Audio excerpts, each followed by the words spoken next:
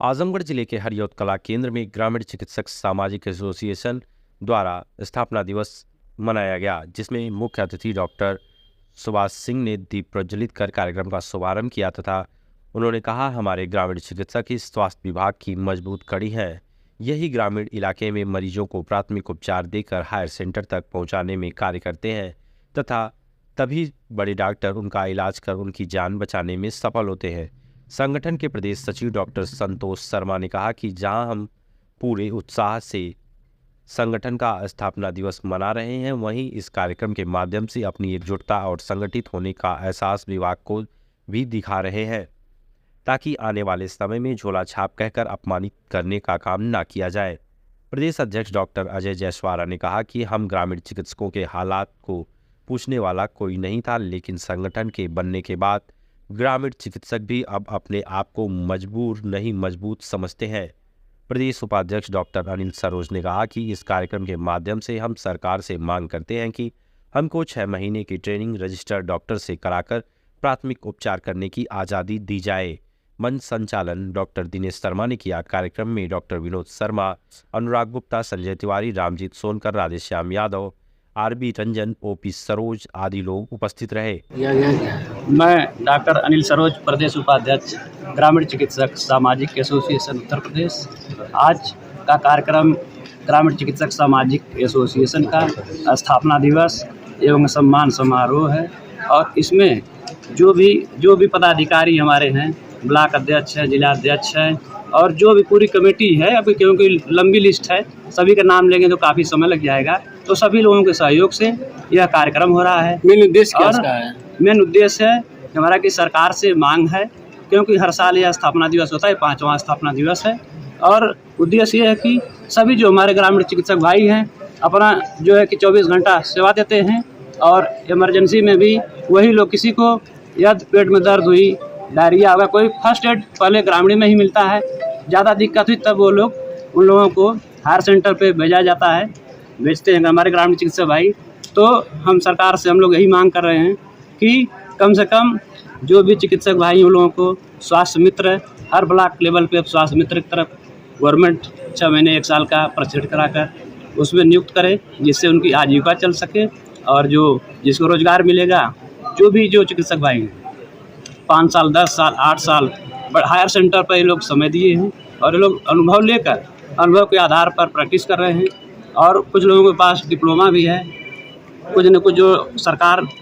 Diploma provide कर रही है वो करके लोग कर रहे हैं प्रैक्टिस, क्योंकि इतना बेरोजगारी हो गई है, क्योंकि सरकार रोजगार सभी लोगों को दे नहीं पा रही है और दे भी नहीं पाएगी, क्योंकि जनसंख्या इतनी है, ये भी संभव नहीं है। तो सरकार इस पर आप लोगों के चैनल के माध्यम से गवर्नमेंट तक यह सिस्टम पहुँचे और सामने सरकार भी जागृत हो और कम से कम हमारे ग्रामीण चिकित्सक भाइयों को स्वास्थ्य मित्र के तौर पर नियुक्ति करे और सभी लोगों को क्योंकि रोजगार दे, क्योंकि चिकित्सक भाई ना कोई उग्रवादी हैं, ना कोई चोरी कर रहे हैं, यह लोग अपने अनुभव के आधार पे प्रैक्टिस कर रहे हैं और गरीब चिकित्सकों का इलाज कम से कम पैसे में करते हैं। जिसके पास पैसा नहीं होता है, कुछ भी नहीं होता है, उनका फ्री में भी इलाज करते हैं हमारे ग्रामीण डॉक्टर। इसलिए हमारे ग्रामीण डॉक्टर लोगों को सरकार का भी ध्यान देने योग्य चीज़। मैं डॉक्टर दिनेश शर्मा, विदेश प्रवक्ता ग्रामीण चिकित्सक सामाजिक एसोसिएशन उत्तर प्रदेश। आज किस तरह का आयोजन आप लोगों द्वारा किया जा रहा है और कौन कौन लोग इसमें भाग ले रहे हैं? आज ग्रामीण चिकित्सक सामाजिक एसोसिएशन का स्थापना दिवस सम्मान समारोह इस हरियौत कला केंद्र में मनाया जा रहा है और हमारे फाउंडर मेंबर, कोर कमेटी सदस्य, पूरी टीम, ब्लॉक अध्यक्ष, जिला अध्यक्ष, सबके सौजन्य से ये कार्यक्रम हो रहा है। आज का जो मुख्य बिंदु है कि ग्रामीण क्षेत्रों में जो शासन प्रशासन के द्वारा जो झोला छाप कहा जाता है, इस अभिशाप को हम लोग मिटाने के लिए यह एक संगठन बना करके और आपके चैनल के माध्यम से, सबसे पहले तो धन्यवाद आप सभी को है कि आपके चैनल के माध्यम से शासन प्रशासन को ये आवाज़ पहुँचे कि अगर डॉक्टर शब्द लगा है तो झोला छाप के लगा है। हम लोगों ने ग्रामीण चिकित्सक का नाम दिया है कि उनको भी एक सम्मान से जीने का अधिकार मिले।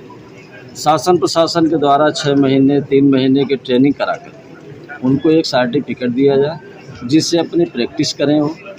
अपने परिवार का भरण पोषण करें, या तो सरकार उनको रोज़गार दे। एक डॉक्टर कम से कम 5 परिवार होता है और एक डॉक्टर के पास 2-3 उसके पर्सनल मरीज होते हैं जो उनकी ही बात मानते हैं। तो ये सबका एक व्यवस्था है, सबका एक सम्मान है। तो एज ये संगठन जैसा उमड़ा हुआ जनसैलाब आप लोग देख रहे हैं, आने वाले समय में शासन प्रशासन को हम लोग अवगत कराएंगे, मांग करेंगे कि हमको भी जीने का अधिकार मिले। जैसा कि संविधान में ये लिखा भी गया है कि हर व्यक्ति का अधिकार है, हम लोग अपने मान सम्मान हक अधिकार की लड़ाई लड़ने के लिए, ये हमारा चिकित्सक समाज जो ग्रामीण चिकित्सक है, जिनका कोरोना काल में आप लोग देखे ही हैं कि क्या हाल हुआ है, तो आपके चैनल के माध्यम से आप लोगों से आवाज़ पहुँचे सरकार के कानों तक कि हम भी एक आवाज़ एक साथ चलने के लिए तैयार हैं। अगर हमारी बात नहीं मानी जाएगी तो हम लोग कुछ भी करने के लिए तैयार हैं। बहुत बहुत नहीं, स्थापना दिवस डॉक्टर्स डे मनाया जा रहा है, तो किस तरह से इम्पोर्टेंस है और समाज में क्या मैसेज इस प्रोग्राम के माध्यम से दिया जा रहा है? सबसे पहले तो मैं ग्रामीण एसोसिएशन को स्थापना दिवस की बधाई देता हूँ। और मैंने पूर्व में भी ये बात कही थी कि ग्रामीण एसोसिएशंस की अपना महत्व है। स्पेशली आप अगर पेशेंट के ट्रीटमेंट के कॉन्टेक्स्ट में देखें तो निश्चित रूप से जो प्राइमरी ट्रीटमेंट है इन्हीं द्वारा होता है और बहुत सी जानें बचाई जाती हैं। अगर एक बेसिक प्राइमरी एसोसिएशन से अगर कहीं भी प्राइमरी ट्रीटमेंट करता है ग्रामीण एसोसिएशन, अगर उसका ये भी वो बताता है, क्योंकि बहुत अभी भी इंडिया में लोग अवेयर नहीं हैं चीज़ों को लेकर और बहुत ही लाइटली लेते हैं, जब तक कि पूरी तरह सीरियस नहीं होता। एटलीस्ट आपको कोई बताता है कि आपका बीपी बहुत ही कम है या लोग चलाना पड़ेगा या चीज़ें करनी हो, तो बहुत सी जानें बच जाती हैं। और ऐसा संभव भी नहीं है कि अगर बहुत दूर दराज में कोई प्रैक्टिस कर रहा है और वो शहर तक जब तक आएगा तब तक वो सर्वाइव होगा। तो निश्चित रूप से उनकी जान बचाने में हम लोग उस महत्व को समझते नहीं हैं, लेकिन निश्चित रूप से वो एक महत्व है। और जैसे सरकार ने अपने primary level, secondary level, tertiary level बना रखे हैं, वैसे प्राइवेट सेक्टर्स में भी ये चीज़ें निश्चित रूप से है कि वो हमें वहाँ पे प्राइमरी ट्रीटमेंट कराना है। उसके बाद अगर उन्हें लगता है कि नहीं हमें किसी स्पेशलिस्ट या सुपर स्पेशलिस्ट की ज़रूरत है, तो उस लेवल पे वो खुद भी रिफ़र करते हैं और बता देते हैं पेशेंट को कि आप यहाँ पे इनको कंसल्ट कर लीजिए, क्योंकि हमने प्राइमरी अभी जाननी चाहिए, लेकिन इन चीज़ों में इन चीज़ों की ज़रूरत और पड़ेगी जो हमारे अभी यहाँ पे संभव नहीं है इंफ्रास्ट्रक्चर वाइज। कई बार क्या होता है कि कम्पिटेंसी होती भी है लेकिन इंफ्रास्ट्रक्चर वो नहीं होता। मान लीजिए किसी के पास सीपैप या वेंटिलेटर नहीं है और ऑक्सीजन, केवल बेसिक ऑक्सीजन से कोई ऑक्सीजन मेंटेन नहीं हो रहा है, तो निश्चित रूप से वो कहते हैं कि आप थोड़ा बड़े सेंटर्स पे दिखा दीजिए, कि हो सकता है और दिक्कत है। सर, आमतौर पर ऐसे लोग तो ग्रामीण क्षेत्रों में प्रैक्टिस करते हैं और डिग्रियों के साथ करते हैं, मगर इस बीच में बहुत से ऐसे लोग होते हैं जो अनाधिकृत रूप से करते हैं, तो सरकार को किस तरह से इस पर ध्यान देना चाहिए? अनाधिकृत रूप से मुझे लगता है कि अगर अनाधिकृत रूप से करते हैं तो लीगली रूप से वो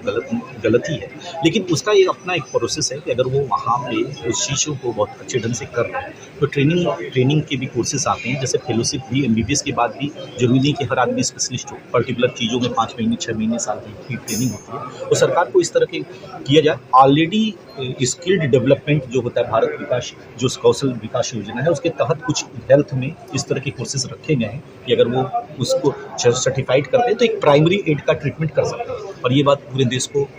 बहुत जागरूकता से नहीं पता है कि भारत कौशल विकास योजना के तहत हेल्थ में प्राइमरी एड के बहुत से कोर्सेज चालू हैं। आजमगढ़ दुर्भाग्य से मेरे ख्याल से स्किल्ड जो भारत कौशल विकास योजना है बहुत अच्छी तरह हेल्थ सेक्टर में लागू नहीं है, लेकिन ये एक ऐसी योजना है जिससे अगर ग्रामीण एसोसिएशन जुड़ जाए तो बहुत से लोग अपने एक फेज वाइज वहाँ जाके ट्रेनिंग करके उसको अपनी सर्टिफिकेट को भी जस्टिफाइड कर सकते हैं।